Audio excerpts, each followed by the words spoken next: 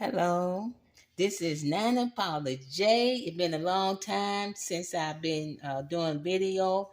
So right now I'm getting ready to do a crock pot slow cooker. It's small. I'm going to make soup, potato cream soup. And I have my ingredient ready. I already chopped up my potato. These are the small potatoes that I peel. I peel them to the top. Next, I'm going to put my seasoning in there. This is the broth. I'm using vegetable broth with low sodium. I'm going to fill it up, this 1 cup.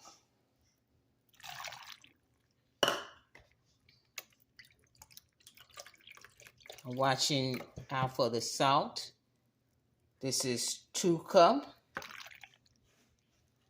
And they're going to take 3 cups. This is the small slow cooker. 3 cups to fill it up. Next, I'm gonna start putting in my seasoning. I love this seasoning. I'm gonna put a little Cajun seasoning in there. Sprinkle that in there. Onion powder.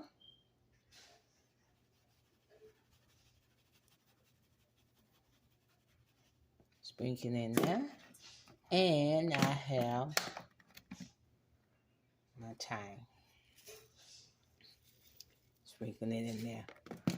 And I'm going to let it simmer about a couple of hours. And then I will be back with my finishing touch. Kind of stir it in there. Mix it in there. This is quick.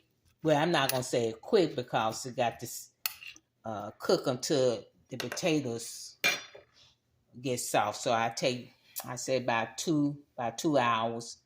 And I will be back and show you how my soup turned out. This is potato cream soup. I'll be back with my second part of the video.